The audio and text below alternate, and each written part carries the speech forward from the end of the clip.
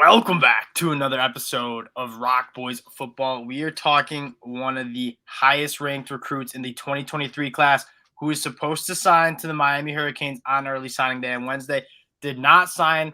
And you're starting to see a lot of rumors about a lot of different things about Cormani McClain, one of the best cornerback recruits in the last 2 decades. He's a top 10 dude over 15 years that 24/7 has had.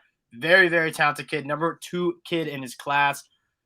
A lot of rumors. We're going to talk about it. Before we do, though, I just want to say thank you guys for the support you guys have shown. Again, if you enjoy the content, consider subscribing. That is the best way you can support the boys, and we really do appreciate all the support you guys have shown, especially over the last couple of weeks as we've been talking recruiting. We've been talking transfer portal. We've also been talking a little bit of the college football bowl games as well. Dill, I'm going to kick this off to you. What are you hearing and what makes the most sense for Cormani McClain? Yeah, and obviously I'm not like a reporter or in touch with sources per se, but like my hunch is this has got to be him wanting to probably explore the Colorado opportunity. And I think you look at it, guys, they believe in Deion as a coach, as a what he can do for that program. And I think there's part of it that's just a super exciting place to go now where you're going to have a ton of eyeballs. So I think the combo of the fact that these skilled players especially seem to be very drawn to it in their ability to develop under Deion, along with the energy in Colorado, I think that's probably what's made this happen. But don't rule out Florida. I wouldn't do that.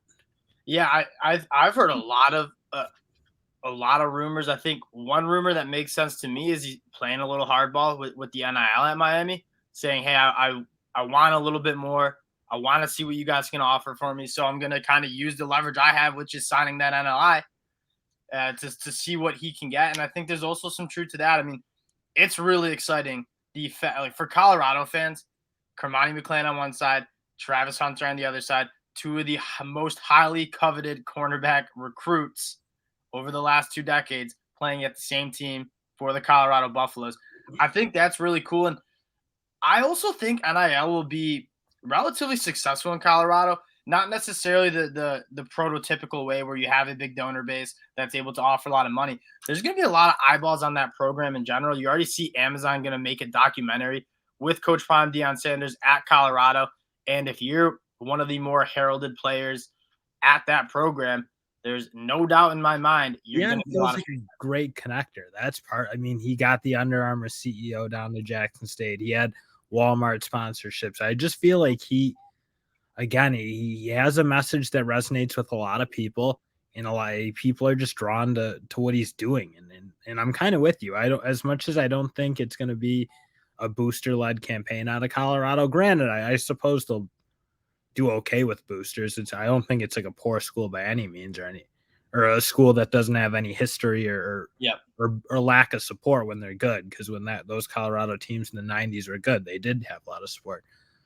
But I think it's going to be led by just being able to partner in actually brands getting something out of these deals, not in some of the ways that schools are doing it, where it's just, okay, you got a wealthy booster, I'll sign a deal, and that's more for your services to play instead of benefiting the company or whatever else they're doing. And from a development standpoint, like you're gonna learn it and be coached by one of the best to ever do it. And when you're that athletic, and I feel like people, and we've had some listeners in the comment section say maybe we're not being fair enough to Coach Prime Deion Sanders as a football coach, and there might be some truth to that. A lot. There's no doubt the highest value that Coach Prime has as a football coach is the recruiting, the connector, the ability to bring in talent, which is the most important aspect you can have as a college football head coach, because at the end of the day, it's about bringing in talent. You can develop all you want. You can scheme up all you got to have the Jimmies and Joes.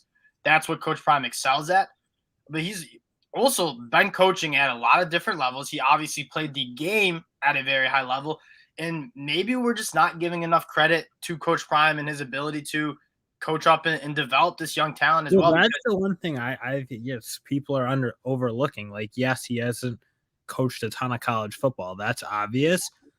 But the guy, he's been coaching high school. He's been coaching his kids through youth. I mean, there's something to say about being able to develop those younger players into, I mean, obviously his two kids are high level players, and they've been pretty much coached by him. I think he said that he's been their only coach. He's been with them on their whole journey. So I think he's going to do a really good job developing players, and I just think he hasn't been on the big stage per se yet to show long it. enough to have a track record of, hey, look at all the talent that we've been putting But out. just because there's no track record doesn't mean he's not going to do it, and doesn't. I mean, certainly these players seem like they think he's the right guy for it. So I think there's a lot of good going on.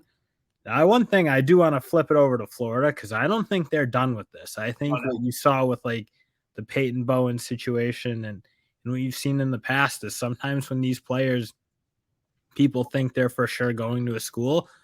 I think sometimes the coaches can get into thinking that way too. And maybe they step off the pedal in terms of how they're recruiting and how they're prioritizing a player like him. So I'm not sure. You maybe Florida did crank it up in the past few weeks or once the decommitment occurred, they may have done it, and they may be able to bring him back on board. And I know he was going to take an official to Alabama too. So it didn't seem like this Miami commit was – it was surprising when he committed because a lot of the crystal balls were going to Florida that seemed where all the traction was heading. And then when you're committed to a school and then you continue to take visits to other schools, like how locked in are you on that commitment? Probably not so locked in. There seems to be a lot of teams at play. And again, I think it comes down to – you said it best with Payne Bowen. Like the recruitment's not over till you're really just enrolled in the school because you got to put pen to paper, and it's not over until you do so. And a guy like Cormani McClain, Florida's not going to give up on that. Deion Sanders obviously wants. I don't mean to go back and focus so much on Colorado, but this would be a massive one for Deion because you talk about turning this program around in a year. Like you have 8 months until August to get this roster ready. Recruiting at the high school level this year probably isn't that important because there's not that many guys left that haven't signed that are year one impact dudes. Cormani McClain's a year one impact dude. And so we talk about Colorado needing to hit the portal hard, which no doubt that they're doing and they will continue to do.